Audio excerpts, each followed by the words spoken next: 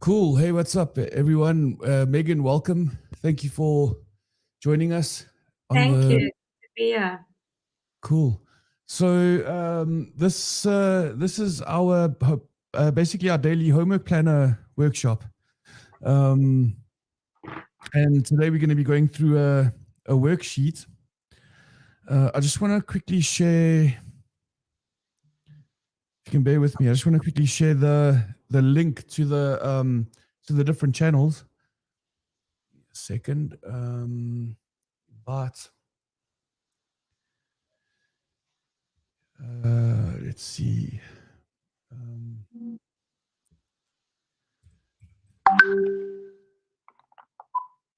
Cafe. Cool. Paste. Okay, so yeah, before we get started, I want to quickly do a quick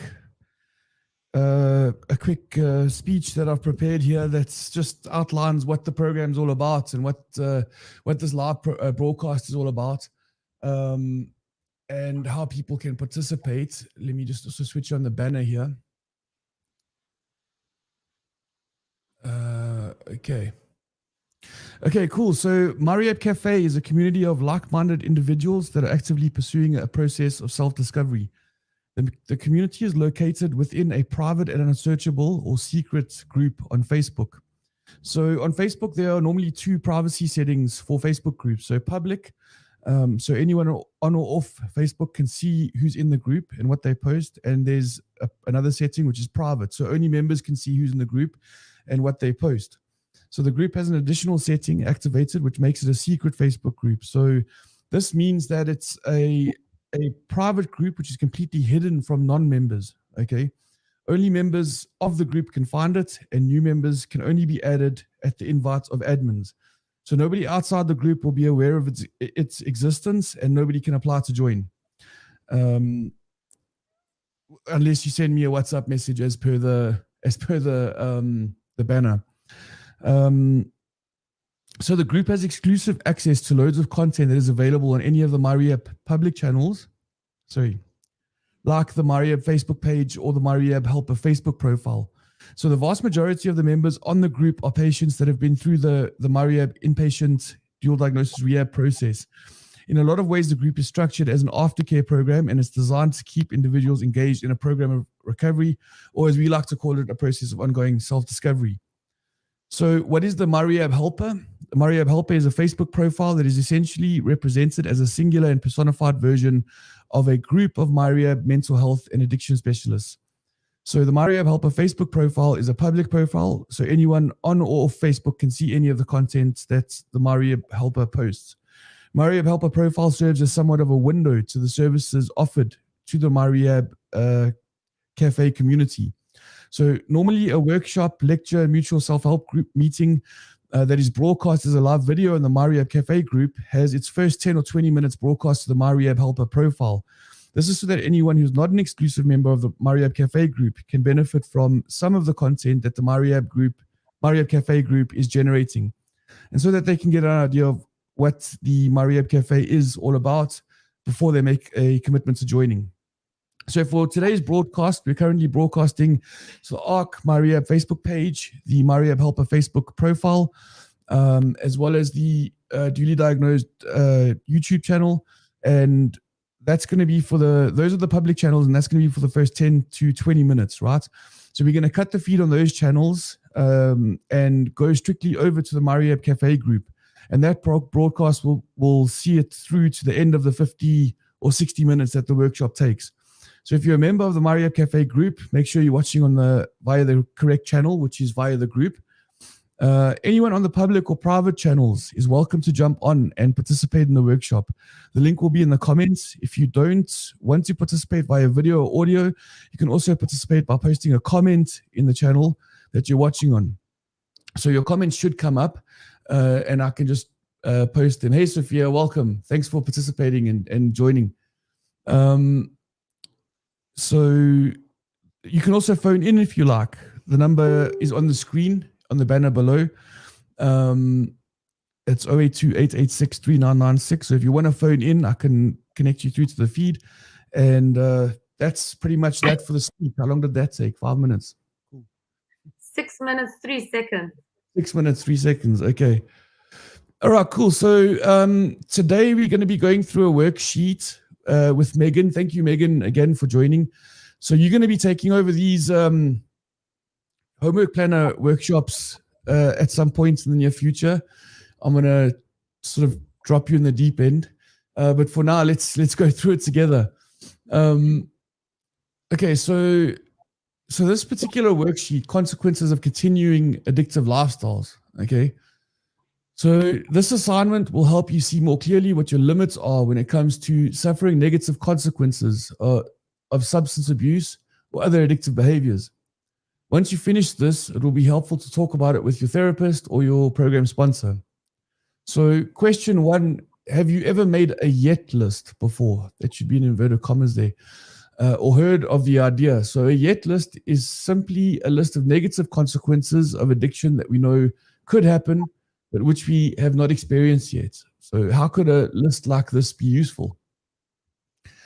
Megan, do you want to see if you and I can go through this? Do you want to try and answer that question? Absolutely. Thanks, Ryan. There's that expression, let's play the movie through to the end.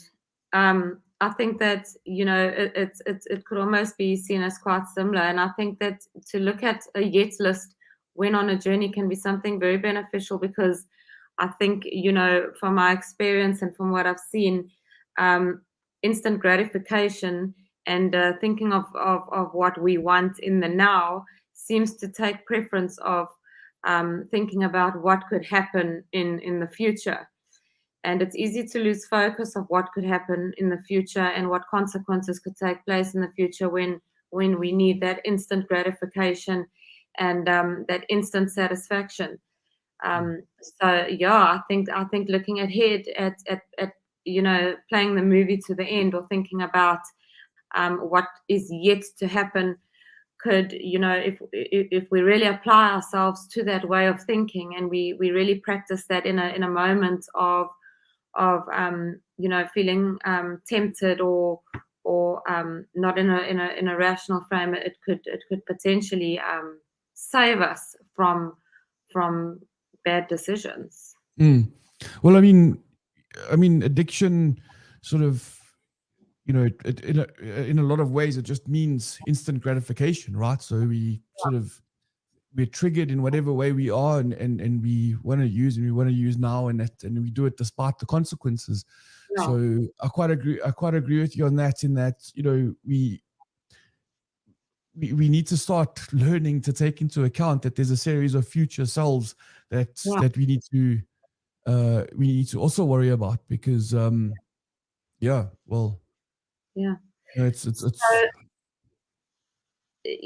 Ryan, so the addicted way of thinking, or the instant gratification way of thinking is like, I'm feeling anxious, how can I feel better now? I'm feeling stressed, how can I feel better right now? I'm feeling traumatized, how can I feel better right now? And we tend to do what makes us feel better right now. But the yet could come in is, what is my anxiety going to look like after I've satisfied this right now? What is my trauma going to look like after I've satisfied this instant gratification right now? And possibly thinking about what is yet to happen from that stance is really important. Yeah, absolutely. Okay, so next question. As you may have heard or figured out, a yet list is used to define your personal definition of being out of control. This is a list of experiences you feel would show you that you needed to quit drinking, using, or practicing other addictive behaviors. First, if you truly believed your behavior was out of control, would you quit? Why or why not? So look, since we don't have anybody jumping in and participating, I mean, have you ever experienced any answers to that question? Let's say for the why not, Megan. I mean, Look, I've experienced my life being out of control more times than I could count. You know, but there were also times in the past where I thought I can still control this. I can still be in control of the situation. But I think that the moment that we realize that things are out of control, when it starts affecting everything and everybody around us, the most important thing is to come out of that denial. This thing of I can control this when your whole world around you is falling apart. It's not sustainable. It can only go on for so long, and it brings you right back to that yet list. How long can this continue? At what cost? At what cost is it coming to me to believe that I'm still in control of the situation? At what cost is it coming to my loved ones for me to still believe I'm in control of this situation? Okay. Okay, so I mean, if you truly believed that your behavior was out of control, would you quit? I mean, I think if you'd be hard pressed to find people that would answer no to that. I think most people would try and move away from suffering, and I mean, being in a place where you're in full blown addiction, it's definitely a means of suffering 100%. So. Okay, so question 3. Now to make your list, write down all the negative consequences of drinking, using other drugs, or practicing other addictive behaviors that you can think of, which you have never experienced. If you have a group to work with, you can have everyone brainstorm and make a shared list. Now look at the list. If there are experiences you've simply escaped through luck, not being caught when driving while impaired, what are they? I think this is a really cool process, because I mean, we can all sit and think about these things, but I think when you write it down and you put it in writing and you sort of list it, and really that's when it becomes real. Because a lot of people obviously do get away with things that and generally speaking, it's like just pure luck, dodging a roadblock or whatever the case.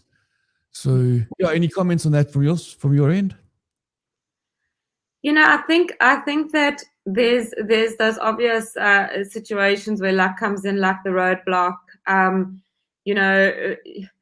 Stealing and not getting caught, and there's those types of obvious activities. But then I also think that there's the more emotional and internal things that are important to look at, like for example, if you're a parent, or if you're a child of a parent, or you've got somebody leaning on you in your household, like a child or a parent, and you are using in that same house as your child, and your child is in another room, or your parent is in another room, or your loved one is in another room, and you think to yourself, I'm getting away with this, it's pure luck.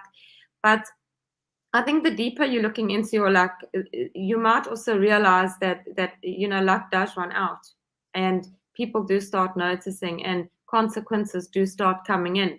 So I think to then say, oh, I just got lucky, I think that that's a very short-term and dangerous way of thinking, because like I say, luck does run out.